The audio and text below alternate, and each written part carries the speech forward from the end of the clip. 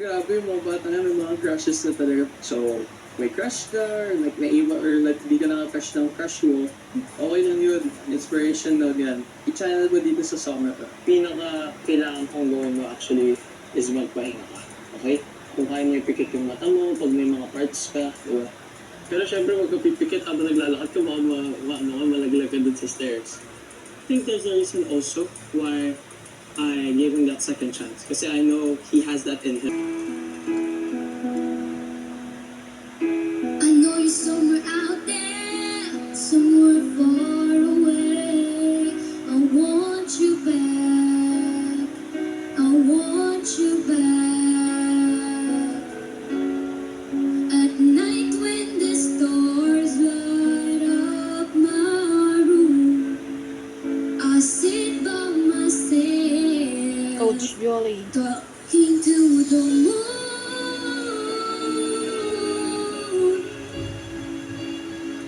In hopes you're on the other side, talking to me too. Am I a fool who sits alone, talking to the moon? 'Cause every night I'm talking to the moon,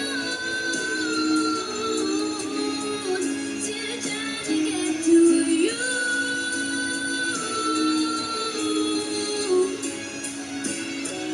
In hopes you're on the other side, talking to me too. Am I a fool who sits alone, talking to the moon?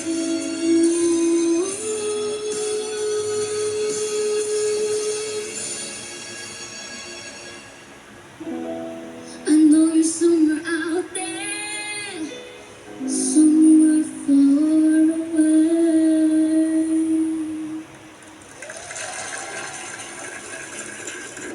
Pagkalabas ko pa sa school, diretso na po ako sa bahay ang nanonood sa YouTube ng piano tutorial.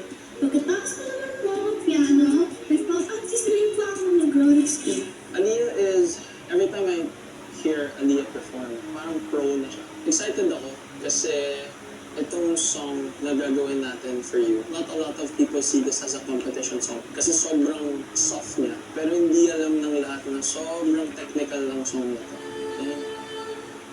Ano ba yan?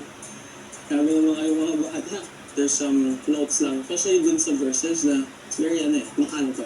Si Aliyah, nakuha niya from the get-go. Grabe, going with shots, parang hindi hirap nakangiti pa, doon na yung flavor. May mga parts na kailangan mo pang control din. Baka mo dagdagan ng konting hangin. Tanda mo lang, let's go. Good job, Aliyah.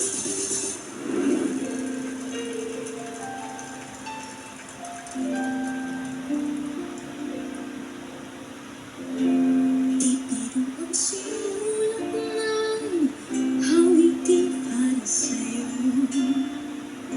Para akong isang sinaulong hinot-hito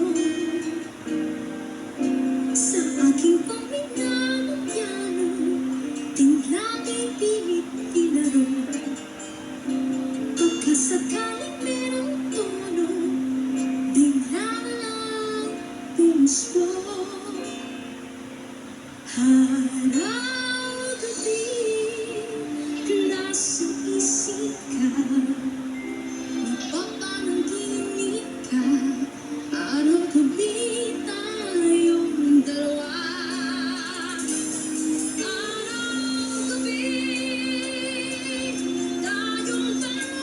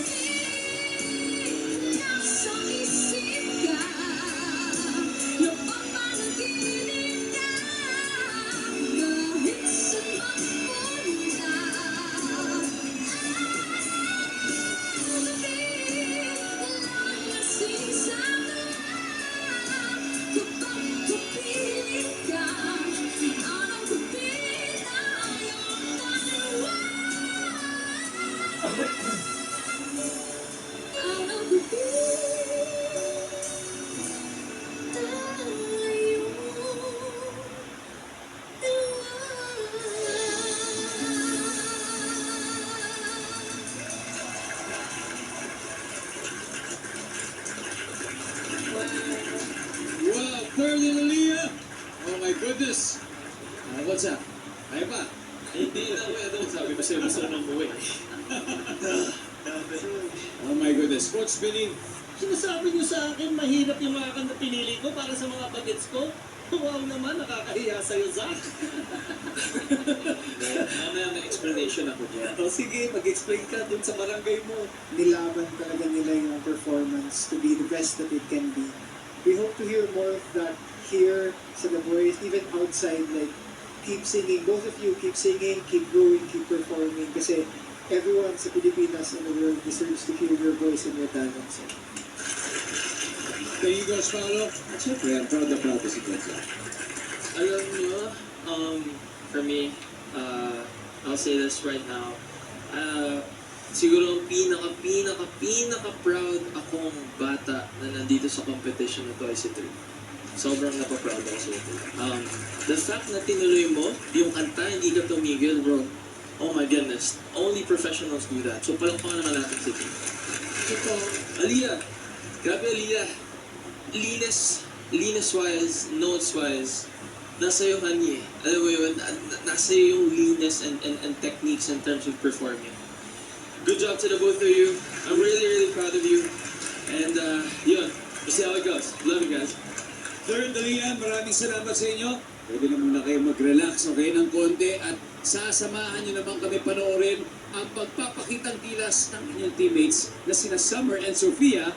The sing-off round continues here on The Voice Kids.